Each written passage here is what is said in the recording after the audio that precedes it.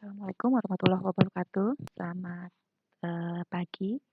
Pada perkuliahan kecerdasan buatan pada minggu ini, kita akan masuk ke pertemuan tertulisnya 4 ya, tapi ini secara total ini pertemuan ke-8 pada semester ini. Akan membahas tentang logical agents. Jadi agent yang sudah kita bahas di pertemuan sebelumnya, problem solving ya, dengan contohnya berbagai macam ya, ada perjalanan di Jawa Timur, kemudian perpindahan teko air, dan yang lainnya. Nah, itu semua kategorinya adalah problem solving agents atau agents yang dibuat untuk penyelesaian permasalahan. Di mana dengan jenis problem solving tadi, agent masih memiliki pengetahuan yang terbatas. Artinya dia hanya punya ruang lingkup begitu ya, berupa state space yang dia ada di dalamnya, kemudian dia ditugaskan untuk mencari solusi di dalam state space tersebut. Nah, dengan berbagai macam keterbatasan tadi menjadikan problem solving agents menjadi kurang fleksibel ya, hanya satu tujuan. Kalau tidak ketemu bagaimana? Atau jika saya menemui seperti ini harus seperti apa? Nah, itu belum masuk ke dalam pembahasan pada problem solving agents. Nah, sedangkan di sisi lain manusia berpikir dengan menggunakan logika dan penalaran. Jadi dihadapkan pada situasi seperti ini ya, kita berusaha masuk ke tingkatan agents yang sesungguhnya gitu. Jadi kalau problem solving mungkin belum pada level agents yang sudah kita bahas di awal pertemuan ya tentang agents. Nah, di sini jika nanti agents itu memiliki kemampuan untuk menalar logika, di mana ini adalah salah satu kemampuan yang dimiliki oleh manusia, maka agent tersebut dikatakan memiliki atau kategorinya adalah knowledge based agents atau yang memiliki basis pengetahuan. Ini adalah gambaran umum materi kita pada pertemuan ini. Di dalamnya juga nanti akan kita bahas topik-topik tentang logika ya. Mungkin ini materi yang sudah diperoleh di mata kuliah sebelumnya, mungkin matematika diskrit atau yang lain. Nah, di sini kita akan lihat penggunaan dari konsep teori logika itu di dalam pembuatan sebuah agents. Logika proposisional dan juga penalaran atau reasoning. Ya, jadi pada materi logika di mata kuliah matematika diskrit mungkin ya, Anda sudah mempelajari beberapa macam aturan inferensi atau pengambilan keputusan ya, pengambilan kesimpulan. Pengambilan kesimpulan jika diketahui sejumlah fakta yang ada. Contohnya di sini adalah misalkan aturan inferensi silogisme yang menyatakan jika ada premis menyatakan semua siswa belajar dengan rajin. Kemudian ada premis yang lain menyatakan Sita adalah seorang siswa. Maka kesimpulan dari dua pernyataan ini adalah Sita belajar dengan rajin karena diketahui dua fakta tadi. Nah, di sini yang dimaksud dengan penalaran ya, nalar atau penalaran merupakan sebuah proses di mana dia mengambil fakta baru berdasarkan fakta yang sudah ada. Jadi membentuk fakta baru berdasarkan fakta yang sudah diketahui. Kemudian istilah logika di sini adalah aturan untuk penalaran untuk menghasilkan output yang valid berdasarkan premis yang benar. Jadi premis itu apa? Tadi kita sempat bicara tentang premis. Premis di sini adalah apa yang dianggap benar sebagai landasan kesimpulan. Jadi ibaratnya pernyataan ya. Jadi contohnya semua siswa belajar dengan rajin itu sudah diketahui. Artinya itu premis yang kita anggap benar. Sita adalah seorang siswa itu juga sebuah premis. Ya, fakta yang diketahui benar. Maka kesimpulan yang baru tadi, kalimat ketiga, ini yang belum diketahui tapi kita mencoba menarik kesimpulan dari dua fakta yang sudah ada tadi. Nah, agent di sini mengetahui fakta ya, tentang dunia di sekitarnya di mana dia berada dalam lingkungan atau environment, menggunakan penalaran untuk memilih salah satu dari beberapa action yang tersedia. Jadi dia ketika dihadapkan pada sejumlah pilihan langkah, maka dia akan bisa memanfaatkan kemampuan menalar tadi untuk memilih action mana yang akan dia lakukan. Jadi agent menerima sebuah tugas baru melalui sebuah deskripsi detail. Jadi dia diminta untuk menugaskan apa, tugas apa yang harus dia kerjakan, tujuan apa yang harus dia capai, lalu dia akan beradaptasi ya sesuai konsep dasar dari agent, beradaptasi terhadap perubahan. Bagaimana caranya dia beradaptasi? Ya tentunya knowledge mereka, pengetahuan mereka itu harus juga ikut diperbarui atau di update. Nah, beberapa hal yang harus diketahui oleh agent, ya tentunya yang pertama adalah keadaan dunia sekitarnya atau setidaknya bagian yang relevan. Mungkin ketika seorang agent berada di sebuah ruangan, ya bagian yang relevan dari dia adalah mungkin adalah eh, lampu ya, situasi ruangan, kondisi ruangan, adanya dinding, kemudian apa yang dia lihat. Kalau sesuatu yang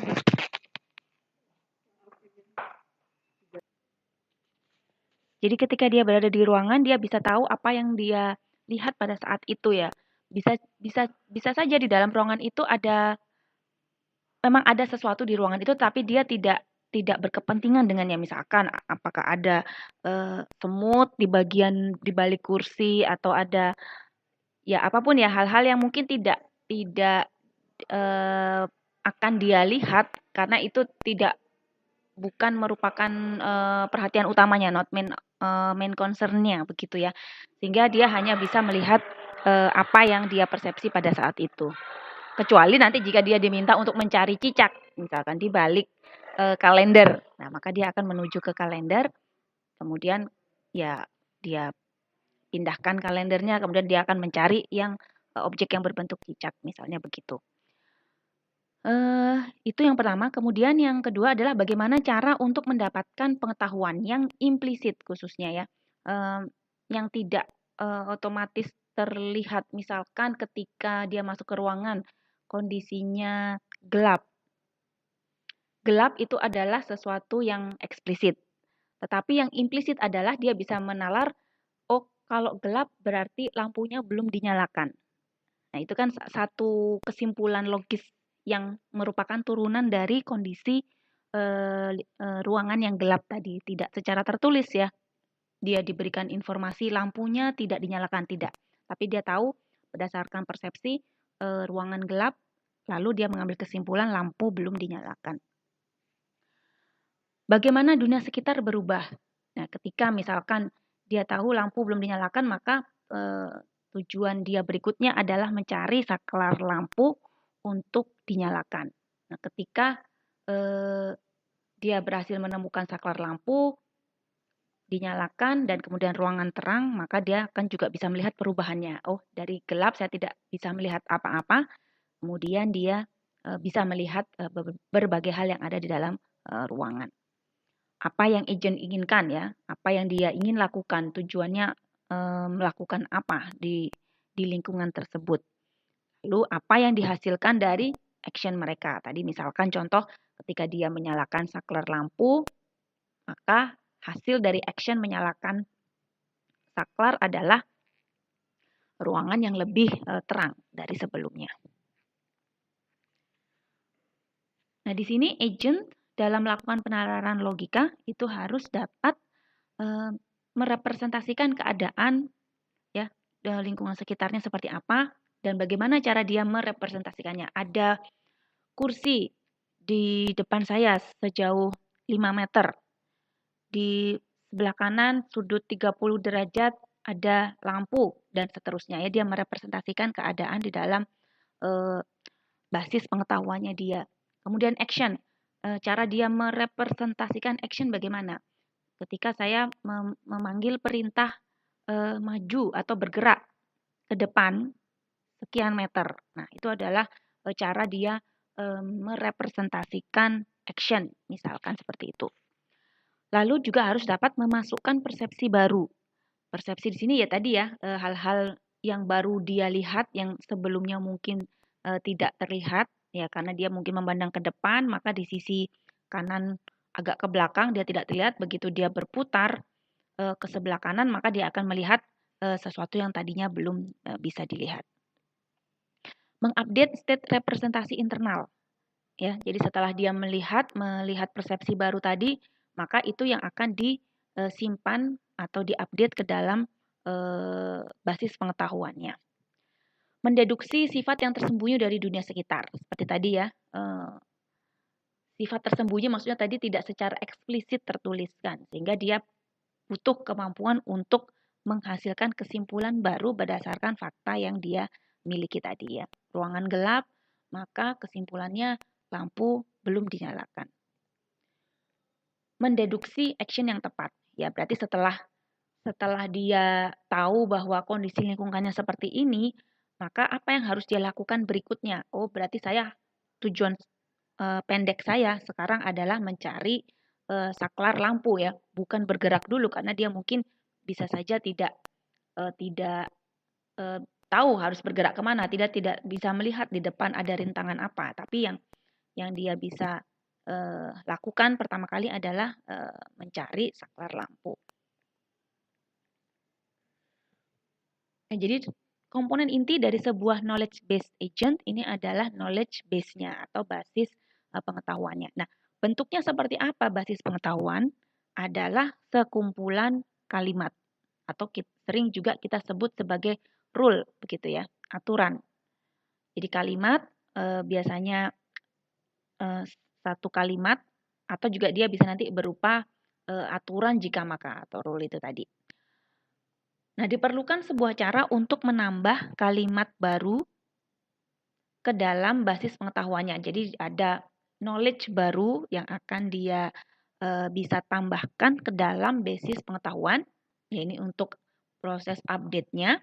Dan juga dia juga harus dapat melakukan query terhadap kalimat yang sudah ada. Jadi pengetahuan yang sudah dia miliki itu kan harus bisa ditarik atau dibaca begitu ya. Sama seperti sebuah database ya, ada proses untuk mengupdate data di dalam tabel, dalam database juga harus ada proses untuk membaca data atau mengquery data dari database.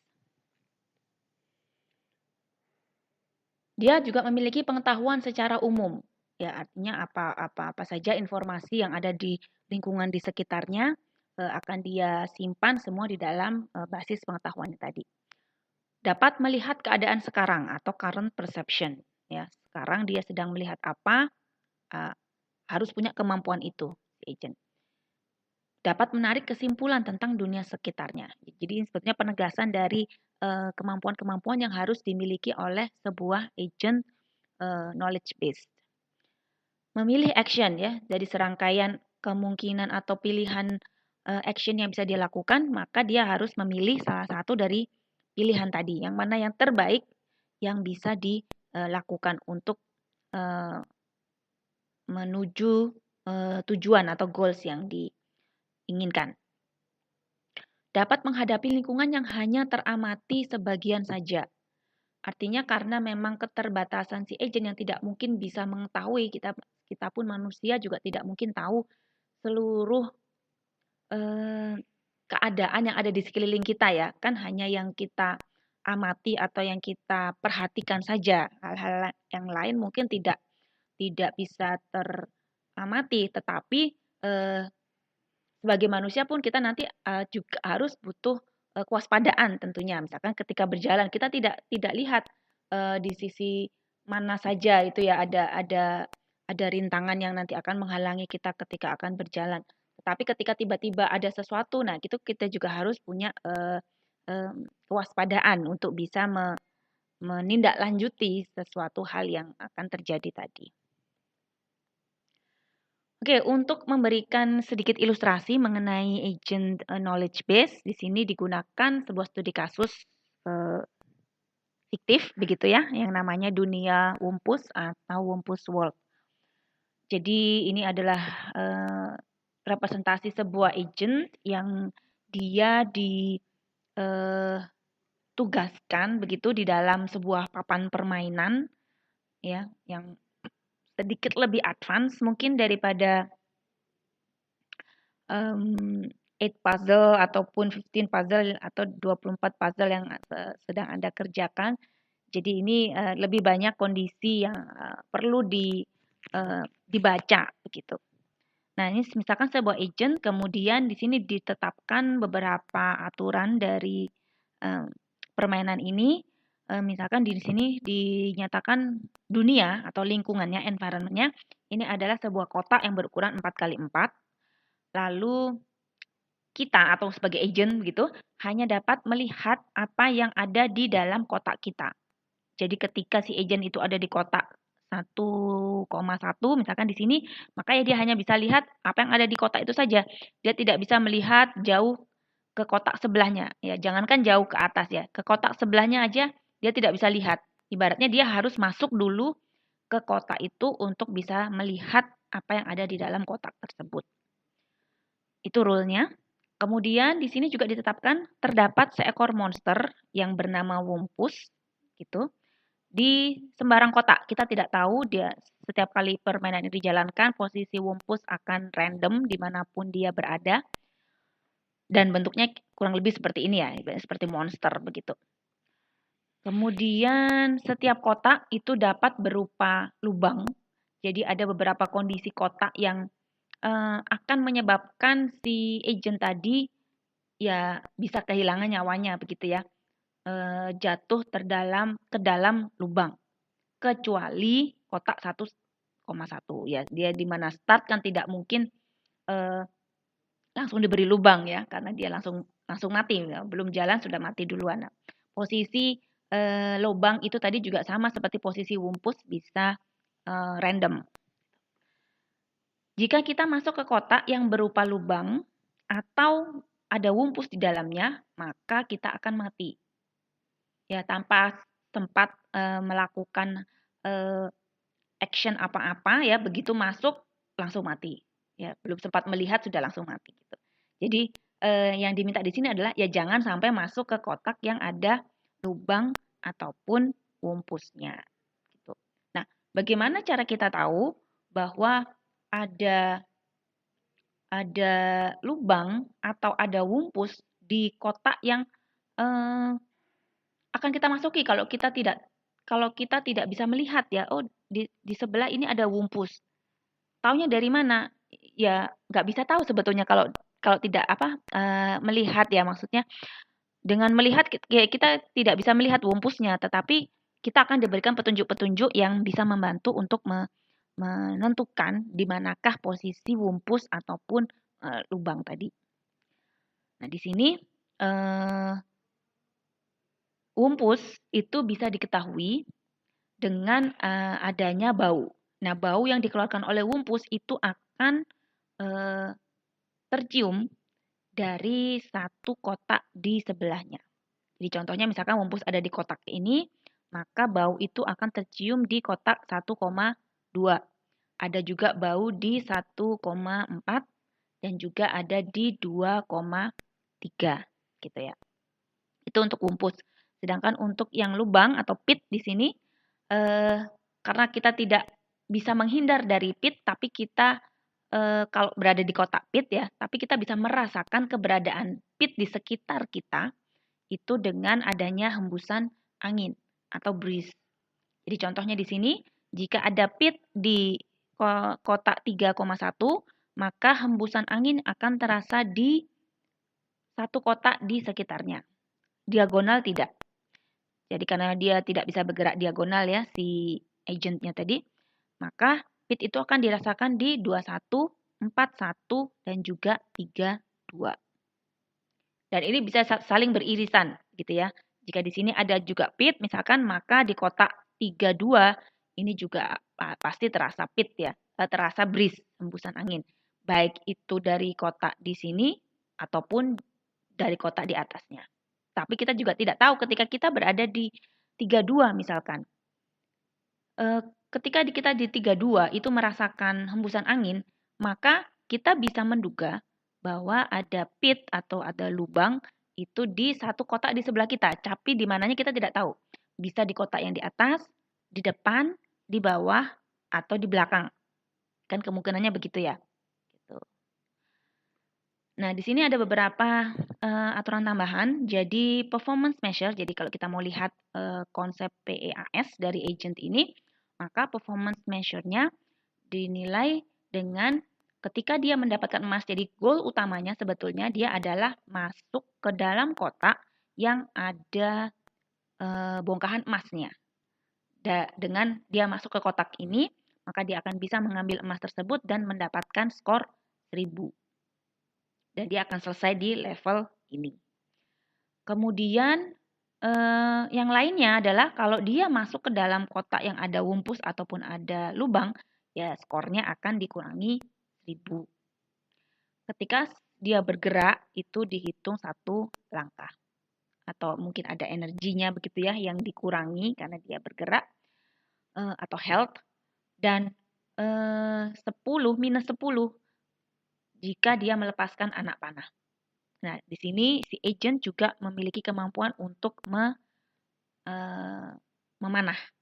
Hanya saja dia hanya dibekali satu anak panah yang bisa dia tembakkan kepada wumpus.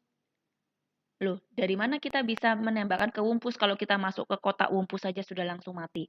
Boleh ketika kita berada di kotak sebelahnya dan kita sudah tahu persis bahwa disitulah posisi wumpus, maka kita bisa menembakkan anak panah ke arah kotak tersebut, ya. Dan asumsinya bisa langsung mengenai si wumpus ya, wumpusnya tidak bisa sembunyi atau bagaimana, langsung kena gitu. Tetapi karena kita hanya punya satu kesempatan, ya harus tahu persis bahwa disitulah posisi yang benar untuk wumpusnya. Kemudian environment-nya tadi, di sini adalah kotak 4x4. Kita start dari satu-satu.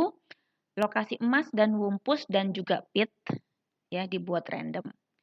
Actuators di sini apa yang bisa dia lakukan di situ? Dia bisa bergerak ke depan, dia bisa putar ke kiri 90 derajat untuk berbelok arah, putar kanan, dia juga bisa melakukan action grab untuk mengambil emas, ya, ambil emas, shoot untuk menembakkan anak panah tadi, climb untuk memanjat keluar, hanya dapat dilakukan jika sudah mendapat emas. Jadi ketika dia berhasil mendapatkan emas di sini, maka dia berhak melakukan action climb, keluar dari ya dunia yang ini gitu. Kemudian sensor, dia bisa merasakan apa saja, bau. Karena si wumpus itu mengeluarkan bau yang tidak sedap. Kemudian dia juga bisa merasakan breeze atau angin dingin dari pit ketika dia berada di kotak yang bersebelahan dengan lubang. Lalu dia juga bisa melihat kilauan emas. Ini syaratnya dia harus berada di ruangan yang sama dengan emas. Jadi dia tidak bisa misalkan berada di ruang 2,2 lalu melihat emas di ruangan sebelah, tidak bisa. Dia harus masuk ke ruangan itu baru dia bisa mendapatkan vision berupa kilauan emas. Lalu dia juga bisa merasakan dinding, ya. Kalau dia misalkan bergerak dari kotak 42, misalkan dia bergerak maju lagi ke kanan kan tidak bisa. Ini dinding, saya tidak bisa bergerak. Itu adalah salah satu sensornya dia. Jika dia mendapatkan input sensor seperti itu, maka ya dia tidak bisa lanjut ke depan, dia harus berbelok arah. Lalu dia juga bisa mendengar teriakan wumpus ketika si wumpus tadi berhasil dipanah. Ya, ketika misalkan ada di kotak 1,2, lalu kita percaya 100% bahwa wumpus itu ada di kotak 1,3, ketika kita tembakkan anak panah ke sana dan mengenai wumpus, maka si wumpusnya akan teriak. Nah, teriakannya itu bisa terdengar dari kotak 1,2. Sehingga bisa dianggap si agent tadi sudah tahu kalau wumpusnya mati dan dia bisa dengan aman masuk ke kotak di mana wumpus yang dia sudah bunuh tadi. Ya, ini tadi beberapa penjelasan yang sudah saya sampaikan ya. Jika berada di kotak yang bersebelahan dengan wumpus, akan tercium bau busuk. Jika berada di kotak yang bersebelahan dengan lubang, maka akan terasa hembusan angin. Emas terlihat bersinar jika kita berada di dalam kotak emas. Menabrak dinding berarti mendapatkan persepsi tabrakan. Ya, maksudnya dia mendapatkan feedback tidak bisa maju gitu. Jika wumpus mati, jeritanya akan menggema dan terdengar di mana-mana. Action yang mungkin tadi maju, belok kiri atau kanan, atau mengambil objek, menembakkan satu anak panah, dan naik ke level berikutnya. Tujuan dari permainan ini adalah untuk mendapatkan emas dan keluar dengan selamat. Tidak dimakan oleh wumpus ataupun juga jatuh ke dalam lubang. Baik, kita bisa mulai sekarang menjalankan agent kita ya, karena kita tadi start dari kotak pertama. Ya, karena kita start dari kotak pertama, kita tidak ada informasi dulu tentang 4x4 dunia yang ada di sekitar kita. Yang jelas di kotak pertama pasti aman. Di sini tidak melihat atau tidak merasakan apa-apa, sehingga kita boleh atau aman untuk lanjut ke utara, ke atas, ataupun juga ke timur atau ke kanan. Jadi kita bisa update di sini petanya ya. Atas oke, depan oke. Tinggal pilih salah satu. Misal kita putuskan untuk melangkah ke utara atau ke atas. Nah, di atas di sini ternyata tercium bau menyengat. Berdasarkan aturan tadi, maka kita bisa simpulkan ada wumpus di salah satu kotak tetangga ketika ada di sini. Nah, tapi kan kita tidak tahu persis di mana. Apakah wumpusnya ada di atas saya? Makanya di sini W tanda tanya. Ataukah wumpusnya ada di depan saya? W tanda tanya juga. Tapi ini kita tandai di dalam peta kita gitu ya, peta ingatan kita. Oke, ada kemungkinan wumpus di atas ataupun juga di bawah.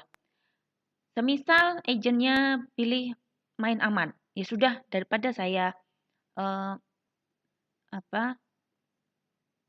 ambil risiko gitu ya dimakan wumpus, saya tidak tahu ini ya 50-50 chance-nya, lebih baik saya kembali saja ke kotak semula. Kan tadi ada satu lagi jalan yang belum saya ambil gitu. Siapa tahu di situ akan lebih bagus kondisinya gitu. Jadi kembalilah dia ke kotak semula. Nah, ketika dia kembali ke kotak semula, dia juga secara kontinu mengupdate database-nya dia. Oke, tadi saya sudah berada di kotak ini dan ini statusnya oke. Ya. Saya bisa percaya diri menyebut kotak ini oke, tetapi saya beri catatan di sini ada bau. Di sini tadi ada bau. Nah, dengan adanya bau di sini, tadi catatan saya juga masih ada di sini. Apakah W ada di atas ataukah W ada di sini? Baik, kalau begitu saya akan coba bergerak ke timur, ke depan. Yang diketahui sudah oke karena tidak ada persepsi apa-apa di kotak start.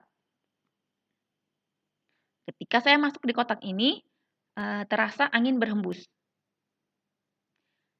Dengan adanya persepsi itu, maka kesimpulannya adalah pasti ada lubang di salah satu kotak tetangga.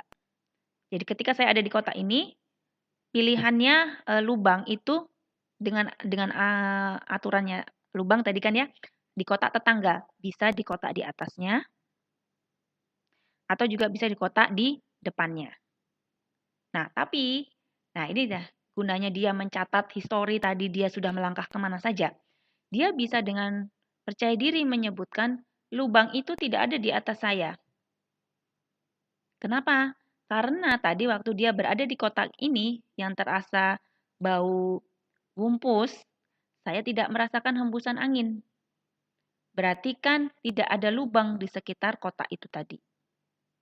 Karena ini termasuk salah satu kandidat lubang dan berhasil dikonfirmasi berdasarkan posisi yang ada di sini bahwa tidak ada lubang di situ, maka saya bisa dengan aman menyatakan kotak yang ini adalah safe. Kenapa kok bukan wumpus? Tadi kan curiganya ini wumpus. Wumpusnya tadi kan dicurigai di atas sini atau juga di depan. Kalau misalkan di sini ada wumpus, maka baunya akan tercium di sini. Sedangkan di sini saya juga tidak mencium bau wumpus. Nah, kan? Jadi di sinilah dia bisa mendapatkan kesimpulan baru bahwa kotak yang ini adalah safe. Dengan demikian, saya juga bisa langsung mengupdate wumpusnya itu ada di sini. Lalu bagaimana dengan posisi pitnya atau lubangnya? Di sini jelas tidak ada lubang, maka pasti 100% lubangnya ada di sini. Maka dengan yakin 100% dia menyatakan depan saya ini adalah pit atau lubang. Jelas. Baiklah, sekarang sudah terupdate semua database saya. Lalu saya baru bisa menentukan sekarang langkah berikutnya saya akan kemana. Oke, berarti saya bisa lanjut ke atas misalkan. Ya jelas kalau ke depan kan pasti mati dia masuk lubang. Karena di atas tadi sudah dijamin oke, aman, dia akan masuk ke kotak tersebut. Dari sini, semisal tidak ada persepsi apa-apa. Baiklah, saya bisa ke atas ataupun juga ke kanan, ya, ke utara atau ke timur. Semisal dia putuskan melangkah ke timur, ke depan. Karena ini sudah dijamin oke, tidak terasa hembusan angin, tidak ada bau wumpus, berarti kotak di kanan kiri atas kanan ini oke. Ketika dia pindah ke kotak begini, yang ini, maka misal dia merasakan hembusan angin. Baiklah, kalau begitu saya duga lagi posisi lubang. Nah, ketika di sini dia merasakan hembusan angin, dia pasti yakin di bawah tadi kan dia sudah tahu ini pasti lubang. Apakah angin yang saya rasa di kotak ini itu berasal dari sini, dari lubang yang pasti ada di bawah, ataukah bisa jadi ada lubang lain juga yang anginnya saya rasakan di sini. Bukan jaminan ya, oh kalau lubangnya 2, anginnya 2 kali lebih kencang. Kalau lubangnya 3, anginnya 3 kali lebih kencang gitu, nggak ada ya. Yang penting dia merasakan hembusan angin. Dia tahu satu pasti ada di bawah, tapi tidak juga menjamin atas dan depan saya ini juga aman dari lubang. Bisa jadi ini juga berupa lubang gitu. Jadi dia tandai lagi di sini, apakah ini pit? Apakah ini pit? Tidak bisa dipastikan. Baik, karena si agent mau ambil aman, dia tidak jadi melangkah ya. Atas nggak tahu juga ada lubang, depan juga nggak tahu pasti, bawah jelas pasti mati. Ya sudah saya mundur saja, balik ke barat, ke belakang. Dari sini sudah aman semua ya, tidak ini tadi kan kembali saja ke langkah sebelumnya, maka kalau begitu saya naik ke utara, ke atas. Nah, begitu dia masuk ke kotak tersebut, dia langsung melihat kilauan emas karena dia masuk ke dalam kotak yang ada emasnya. Nah, ya sudah, beruntung dia ketika melihat emas, maka dia langsung melakukan action grab, lalu melakukan action tadi apa? Climb. Ya, untuk keluar dari dunia ini. Lanjut ke level berikutnya. Di kotak ini pun sebetulnya dia juga akan merasakan baunya wumpus, ya kan? Dia akan merasakan baunya wumpus. Belum diketahui juga apakah di sini dia juga merasakan angin. Itu nanti akan menjadi catatan tambahan lagi. Tapi karena di sini dianggap dia sudah memperoleh apa yang diinginkan ya, sudah sampai pada tujuan, maka catatan-catatan yang lainnya tidak dihitung oleh dia. Jadi begitu langsung selesai keluar dari permainan. Baik, nah untuk bisa representasikan yang seperti ini, apa saja yang diperlukan oleh si agent tadi? Yang pertama jelas adalah bahasa yang dapat mengekspresikan ada wumpus di salah satu kotak 13 atau 22 dan tidak ada lubang di dua-dua. Nah, bagaimana caranya merepresentasikan informasi ini? Gitu ya. Itu yang pertama. Yang kedua adalah mekanisme pengambilan kesimpulan yang dapat mengkombinasikan pengetahuan yang didapat pada waktu dan tempat yang berbeda. Seperti tadi ketika dia ada di kotak yang mana, dia merasakan angin. Ketika pindah lagi dia di sisi bawah, tidak terasa. Oh berarti kalau begitu lubangnya ada di sini, bukan di sini. Nah itu tadi ya. Caranya bagaimana itu ya? Mekanisme pengambilan kesimpulan yang dapat mengkombinasikan pengetahuan. Lalu yang ketiga, ya pastinya butuh tempat. Mau ditaruh di mana semua knowledge ini supaya terkumpul dalam satu tempat dan mudah diakses oleh si agent tadi. Baik, dengan begitu kita masuk ke topik tentang proposisi dan logika proposisional. Ini sebetulnya topik matematika diskrit, di review singkat. Proposisi di sini adalah kalimat yang bisa bernilai benar atau salah. Hanya salah satu saja, true or false. Lalu logika proposisional ini adalah kalimat yang tersusun atas simbol proposisi. Ya, jadi proposisi itu bisa dituliskan dengan menggunakan simbol dan juga penghubung logika. Disebut juga logika Boolean karena ini dicetuskan oleh ilmuwan yang bernama Boolean. Contoh proposisi di sini adalah berupa simbol huruf, ya. P, Q, R, A, B, C juga boleh, ya, tidak harus P, Q, R. Ini simbol proposisi atau kalimat tadi. Nah, untuk kasus dunia wumpus langsung kita terapkan di sana. Bagaimana cara menuliskan proposisinya? Ya, kita bisa ambil huruf, misalkan S. Stench, gitu ya. Stench, bau. Pada kotak keberapa? Nah, ini harus dilengkapi sedikit informasi tambahan untuk menyatakan bau itu ada di kotak yang mana. S, X, Y. Menyatakan ada bau menyengat tercium di kotak X, Y. Lalu misalkan untuk melabeli W tadi, posisi wumpusnya di mana? Kita bisa pakai huruf W. X, Y juga. Terdapat wumpus di kotak X dan Y. X, Y maksudnya. Jadi ada wumpus. Jadi cara ini kita bisa gunakan untuk merepresentasikan proposisi di dunia wumpus. Logika proposisional. Jadi operator tadi yang diminta di sini penghubung logika seperti apa? Ya bisa berupa operasi not, ya, negasi, atau and, or, implikasi, jika, ya, jika maka, atau bi-implikasi, berhubungan dua arah. Jika dan hanya jika. Ya, bi-implikasi.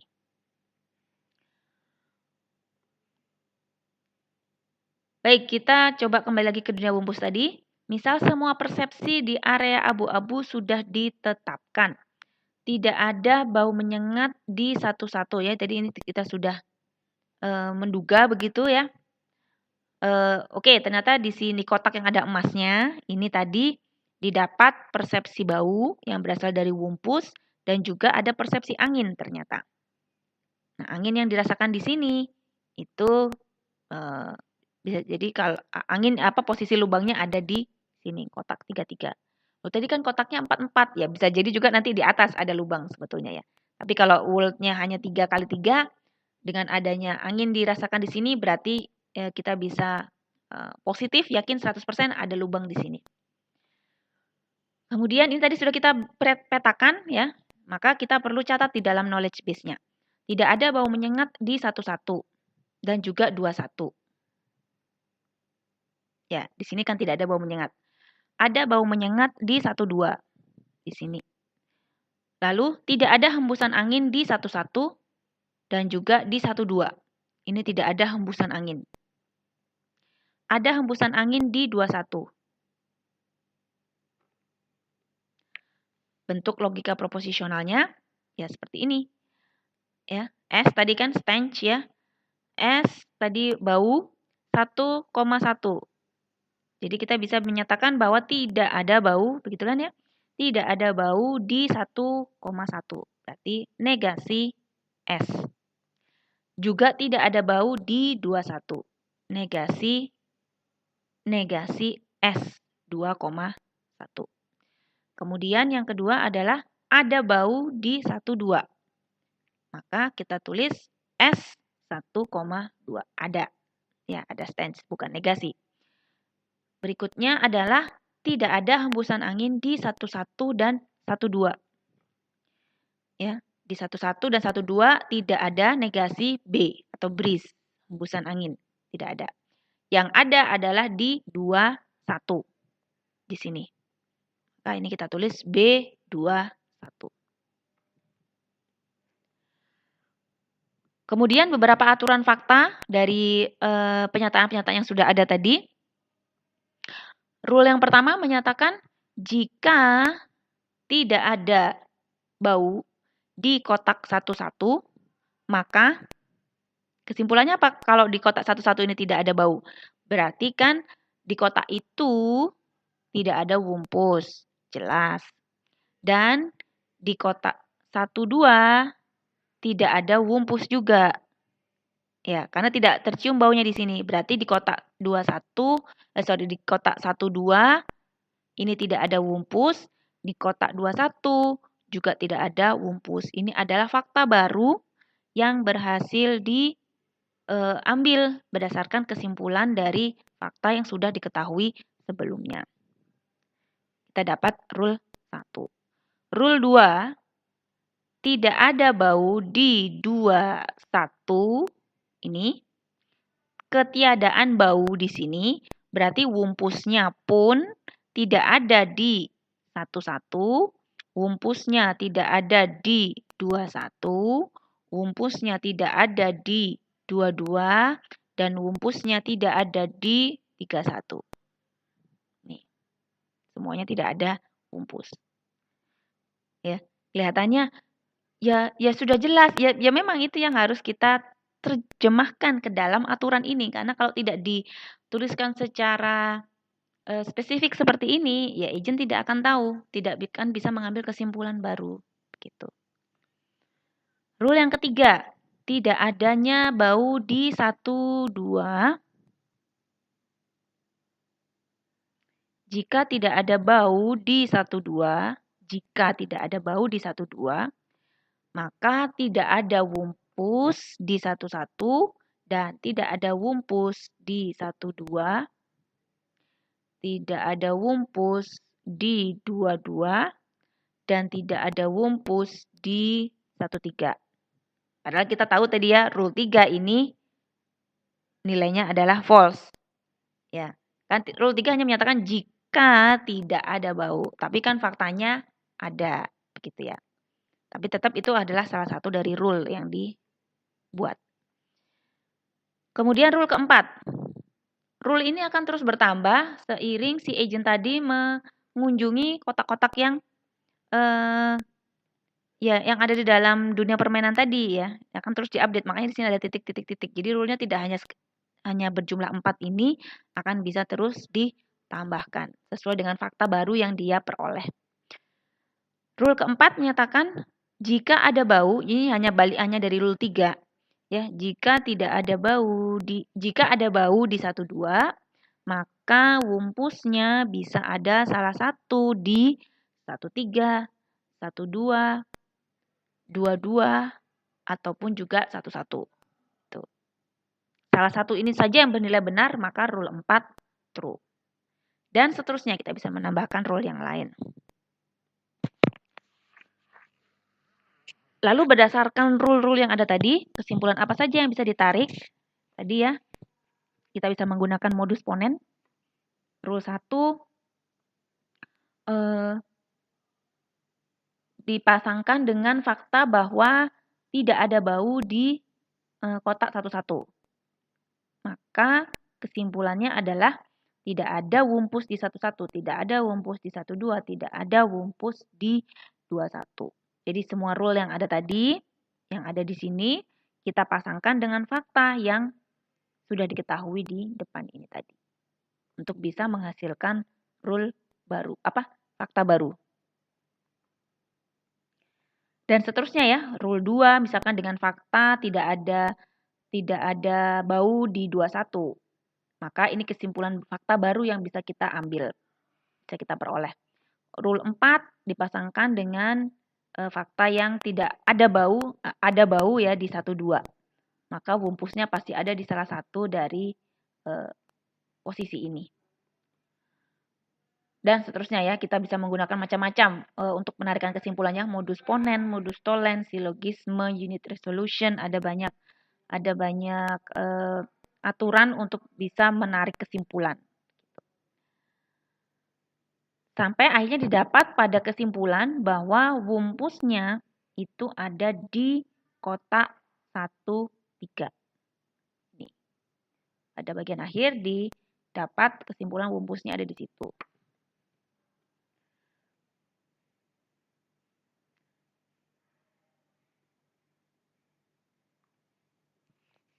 Oke, tadi contohnya itu kalau segala sesuatunya itu selalu bisa diprediksi ya dengan yakin ya. Tadi jika tidak ada di sini, tidak di sini, lalu dia pilih aman begitu, mundur lagi untuk mencari jalan lain dan kebetulan jalan lain yang dia pilih menjanjikan atau memberikan kepastian 100%. Tetapi eh, itu tidak selalu eh, keadaan yang akan terjadi gitu ya, pasti akan selalu ada unsur ketidakpastian. Namanya hidup dunia nyata itu juga pasti ada unsur ketidakpastian. Dunia nyata terlalu kompleks untuk dapat direpresentasikan secara utuh ya. Kalau kita ingin membuat rule dari seluruh kotak 4x4, ya dunianya mungkin baru 4x4 ya. Bagaimana kalau dunianya adalah kota Surabaya? Atau nggak usah jauh-jauh lah, UPN saja, dunianya adalah UPN. Nah, dibandingkan dengan dunia wumpus yang hanya 3x3 atau 4x4, tentunya UPN sangat-sangat jauh lebih kompleks daripada itu. Kemudian yang kedua alasannya adalah data juga sering mengandung noise dan ketidakkonsistenan. Ya. Contoh di sini ada tulisan angka ya, ditulis manusia begitu.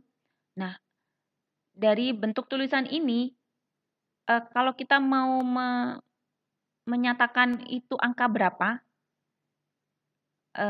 bahkan manusia pun juga akan split decision. Sebagian akan beranggap ini angka 7, sebagian lagi beranggap ini angka 1. Ya, karena terlihat ini adalah 1. Ya, belum lagi kita bicara model tulisan tangan manusia itu kan yang macam-macam bentuknya ya. Nuliskan angka 1 aja bisa ada sekian banyak variasi ya. Angka 7 juga banyak variasi. Angka 2 apalagi ya. Angka 4 dengan berbagai macam motif tulisan. Nah, itu sering tidak konsisten. Seorang pakar dalam mendeskripsikan pengetahuan sering bersifat samar-samar. Jadi bahkan pakar pun ketika diminta untuk menuliskan, mendeskripsikan ke dalam suatu kalimat bentuk pengetahuan yang dia tahu, ya apa sih? Saya ingin mencoba mengcopy isi kepalanya si pakar. Coba tolong tuliskan semua pengetahuan yang Anda miliki, gitu, supaya saya bisa transfer ini ke kecerdasan buatan saya. Ya, ya tentu juga ini kesulitan gitu ya seorang pakar dalam mendeskripsikannya. Mungkin dia tidak bisa juga menyeluruh ya, karena tidak keterbatasan juga ya. Dia mungkin hanya menyampaikan sekian karena dengan sekian itu dia sudah bisa merelasikannya sendiri di dalam kepalanya. Tetapi ketika yang sebagian kecil itu disampaikan ke orang, ya belum tentu orang lain juga bisa langsung paham keseluruhan topik permasalahannya kan begitu ya. Jadi masing-masing orang juga berbeda. Dan beberapa hal lain yang memang betul-betul bersifat acak ya, tidak ada yang bisa dipastikan 100%. Kita bawa lagi ketidakpastian tadi dalam dunia wumpus.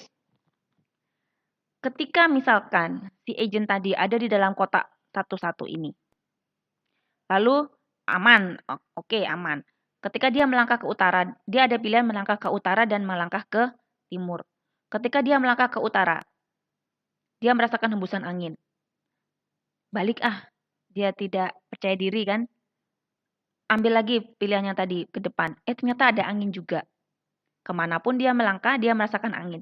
Kalau di sini dia tipenya adalah play it safe, main aman, ya jelas dia tidak akan bisa bergerak kemana-mana, karena dia terlalu takut. Nah, di sinilah dibutuhkan, ya dalam tanda petik, keberanian dia untuk berspekulasi, begitu ya. Dua-duanya sama-sama terasa angin, tapi saya harus tetap bergerak. Kemana? Ya, nanti kita hitung lagi. Berapa persen kemungkinannya ya. Kalau saya di sini, kira-kira posisi lubangnya itu ada berapa persen sih di sekitar ini. Kalau saya ada di sini, kira-kira posisinya berapa persen. Nah, berdasarkan kalkulasi matematis, misalkan, maka dia bisa mengambil kesimpulan akan melangkah ke kotak yang persentase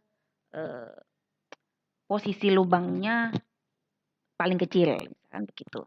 Ya, kita harus bertaruh di sini, berpindah ke salah satu kotak untuk mengetahuinya.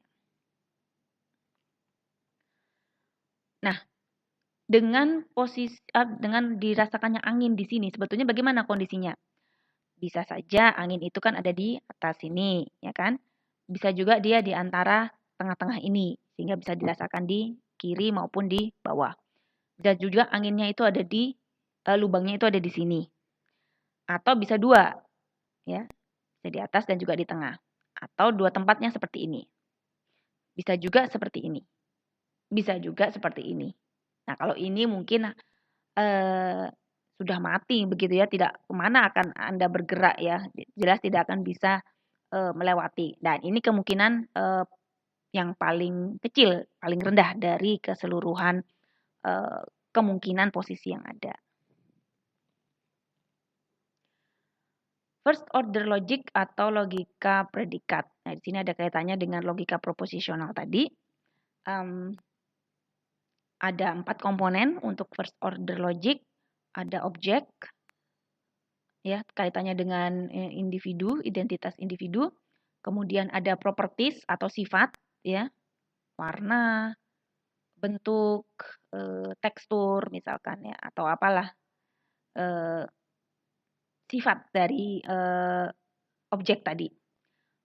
Kemudian relasi, ini menunjukkan hubungan antar objek. Ya, kalau ada misalkan objeknya adalah orang, maka orang dengan orang hubungannya siapa? Teman, saudara, orang tua, atau yang lainnya.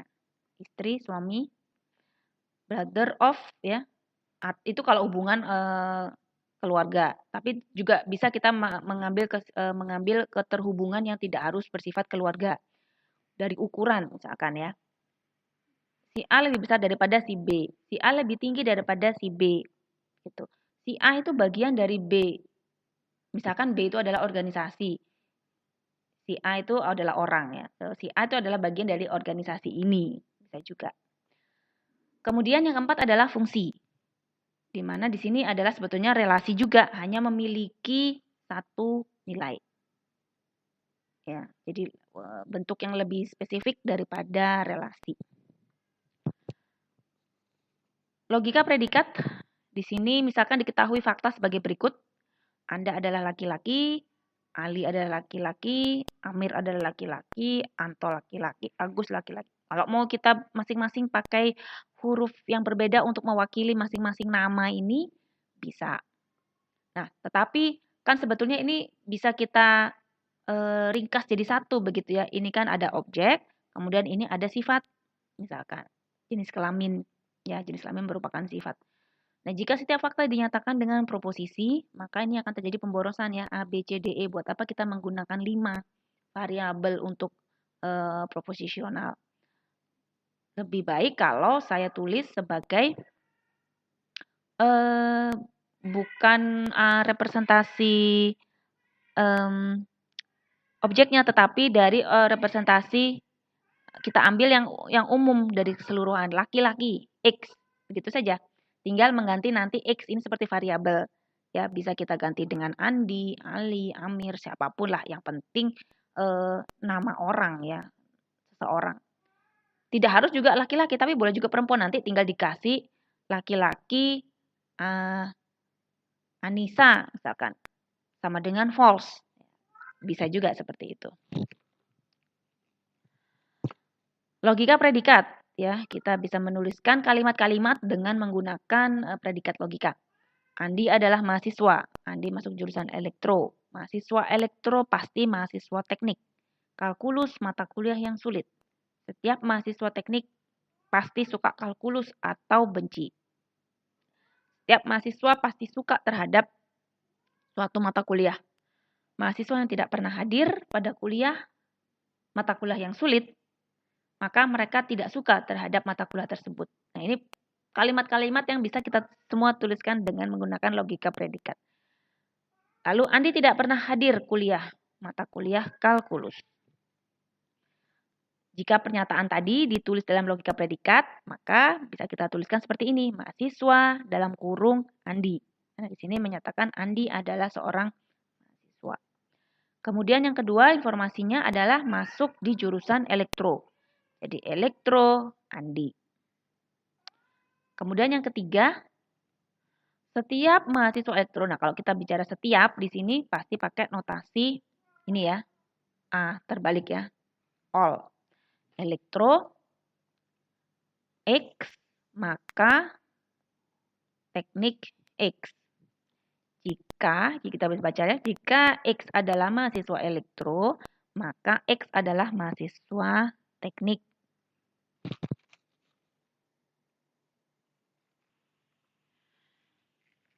Yang berikutnya adalah kalkulus adalah mata kuliah yang sulit.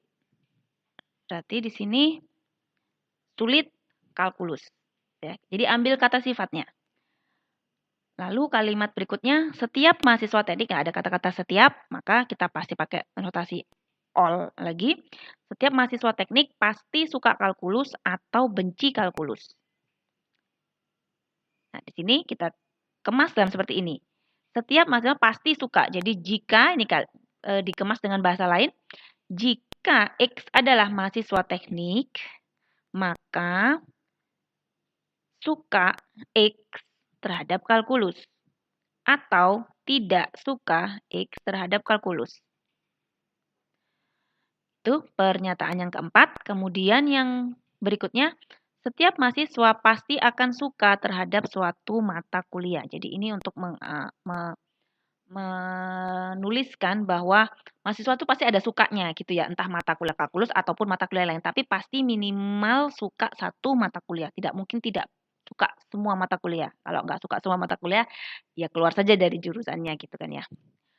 Jadi untuk semua X ya, untuk semua X tadi adalah mahasiswa tadi kan ya, ada Y ya, Y ini variabel yang lain lagi, di mana suka X terhadap Y. Jadi Y ini tadi mewakili himpunan mata kuliah, misalkan ya, X ini adalah himpunan mahasiswa, berarti semua mahasiswa itu pasti setidaknya suka satu minimal mata kuliah Y. Kemudian yang berikutnya, mahasiswa yang tidak pernah hadir pada mata kuliah yang sulit, maka mereka pasti tidak suka terhadap mata kuliah tersebut. Bagaimana menuliskan ini di dalam logika predikat? Jadi, untuk semua Y, untuk semua mahasiswa, karena dia tadi bilang mahasiswa yang tidak pernah hadir pasti tidak suka. Nah, berarti asumsinya adalah semua mahasiswa. Kemudian, yang Y ini juga berlaku semua. Kenapa? Ya, karena ini konteksnya sekarang Y ini adalah mata kuliah yang ditempuh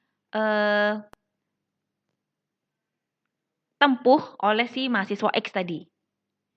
Jadi, semua mata kuliahnya Y yang ditempuh oleh si X tadi. Jadi, berlaku relasinya adalah semuanya, bukan sebagian seperti yang ini tadi. Jadi, jika X adalah mahasiswa dan Y itu mata kuliah yang sulit dan tidak hadir si X pada mata kuliah Y tadi, maka kesimpulannya adalah tidak suka X terhadap Y. Gitu. Ya, asumsinya di sini Y adalah semua mata kuliah yang diambil oleh mahasiswa tadi. Kalau dia suka, ya dia hadir. Kalau dia tidak suka, ya dia tidak hadir kuliahnya. Kemudian yang terakhir adalah Andi tidak pernah hadir kuliah kalkulus. Ini satu fakta saja, tidak hadir Andi kalkulus. Nah, dari serangkaian logika predikat yang ada di sini, pertanyaannya sekarang, apakah Andi suka mata kuliah kalkulus? Bagaimana mendeduksi kesimpulan ini berdasarkan fakta-fakta yang tersedia. Kita bisa lakukan dengan perunutan satu-satu. Ya, kita start dari fakta terakhir, yakni tidak suka Andi kalkulus. Ini tadi adalah preposisi ki. Berdasarkan pernyataan ketujuh, maka dilakukan penalaran backward. Pernyataan ketujuh 1, 2, 3, 4, 5, 6, 7. Yang ini, yang satu di atasnya. Jika X adalah mahasiswa dan Y adalah sulit dan tidak hadir X kepada Y, maka tidak suka X dengan Y. Kan gitu. Jadi ini, nah ini sebelumnya Anda harus membuktikan dulu ya, apakah Andi itu adalah mahasiswa. Kalau mau dirunut tadi ya, Apakah Andi mahasiswa? Ya betul, sebetulnya ini ada di pernyataan pertama. Apakah kalkulus itu sulit? Ada di sini ternyata di pernyataan keempat. Kemudian tidak hadir Andi kalkulus. Maka ini adalah proposisi P. Kalimat di atas jika bernilai true semua, maka kesimpulannya adalah Q. Pernyataan 1, 4, dan 8 terbukti true, maka tidak hadir Andi kalkulus. Ini kan tadi ya, tidak hadir Andi kalkulus, ini kan tadi juga true. Maka ini benar, dan ini benar berdasarkan pernyataan nomor 7, ini semua sudah bernilai benar, maka tidak suka X kepada Y atau tidak suka Andi kepada kalkulus. Nilainya adalah true. Nah, ini contoh deduksi kesimpulan ya berdasarkan fakta-fakta yang ada. Sedikit kembali ke dunia wumpus yang tadi sudah kita bahas. Dengan menggunakan logika predikat, bagaimana cara penulisannya? Ya, untuk dunia wumpus memang sedikit lebih kompleks daripada permasalahan Andi dan kalkulus. Jadi jika tadi agent melihat kilauan emas atau glitter, ya ketika dia masuk ke sebuah kotak dan dia melihat kilauan emas, maka dia akan melakukan aksi grab untuk mengambil gold. Nah, aturan ini kita tuliskan dalam notasi seperti ini. Untuk semua persepsi, ya, jadi walaupun misalkan dia masuk di kotak itu, dia merasakan S, yaitu stench, lalu B, breeze, dia merasakan apa tadi, hembusan angin, kemudian dia merasakan tembok mungkin ya, bump atau halangan dinding, kemudian dia juga mendengar teriakan si wumpus atau scream, tetapi di kotak itu juga dia melihat glitter. Jadi mengabaikan semua persepsi yang lain, artinya dia akan langsung melakukan action grab. T ini adalah waktu. Artinya pada saat itu di kotak itu dia melihat glitter ya. Berarti meskipun ada bau, meskipun ada hembusan angin, dia tidak usah ragu misalkan ya. Karena dia sudah sampai di kotak tujuan dan langsung melakukan action grab. Jadi bisa kita tuliskan dalam notasi seperti ini. Baik, ini sedikit latihan soal bisa dikerjakan untuk pengayaan materi. Terima kasih. Wassalamualaikum warahmatullahi wabarakatuh.